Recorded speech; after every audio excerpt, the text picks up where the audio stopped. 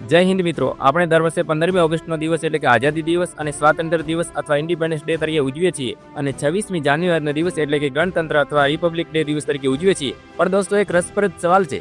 શું તમે જાણો છો કે આ બંને દિવસે રાષ્ટ્રધ્વજ લહેરાવવાની રીત જુદી જુદી કેમ હોય છે?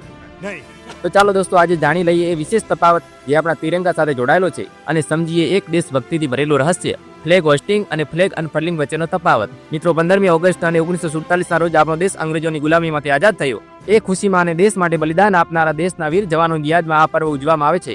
અને જ્યારે 26મી જાન્યુઆરી 1950ના રોજ આપણા દેશનું બંધારણ અમલમાં આવ્યું અને આ જ દિવસે ભારત સાચો લોકશાહી દેશ બન્યો, જેની યાદમાં આ દિવસ ઉજવવામાં આવે છે. 15મી ઓગસ્ટે દેશના રાજકીય વડા એટલે કે વડાપ્રધાન લાલ કિલ્લા પરથી ધ્વજ લહેરાવે છે અને દેશને સંબોધે છે, જેને કહેવાય છે ફ્લેગ હોસ્ટિંગ એટલે કે ધ્વજારોહણ, જેમાં ધ્વજ પહેલા નીચે બાંધેલો હોય છે, ત્યારબાદ વડાપ્રધાન દ્વારા ધીમે ધીમે ઊંચકવામાં આવે છે અને આઝાદીના પ્રતીક રૂપે લહેરાવવામાં આવે છે. મિત્રો, 26મી જાન્યુઆરી દેશના બંધારણીય વડા એટલે કે રાષ્ટ્રપતિ દ્વારા કર્તવ્ય પથ કે ઇન્ડિયા ગેટ ખાતે ધ્વજ ખોલીને લહેરાવવામાં આવે છે, જેને ફ્લેગ અનફર્લિંગ કહેવાય છે. મિત્રો, ધ્વજ પહેલેથી ઉપર બાંધેલો હોય છે જે બંધ અવસ્થામાં હોય છે, જેને રાષ્ટ્રપતિ દ્વારા ખોલીને લહેરાવવામાં આવે છે. દોસ્તો, હવે તમને સ્પષ્ટ થઈ ગયું હશે કે 15મી ઓગસ્ટ અને 26મી જાન્યુઆરી વચ્ચેનો તફાવત માત્ર તારીખનો નથી, પરંતુ તેની ધારણા, પદ્ધતિ અને ઐતિહાસિક મહત્વ પણ અલગ છે. જો પહેલા ખબર ન હતી તો દોસ્તો વિડીયોને લાઈક કરો અને હવે ખબર પડી હોય તો તમારા મિત્રોને અવશ્ય શેર કરો. દોસ્તો, જાણકારી પસંદ આવી હોય ચેનલને સબસ્ક્રાઇબ કરીને કોમેન્ટ બોક્સમાં જય હિન્દ વંદે માતરમ લખવાનું ભૂલતા નહીં.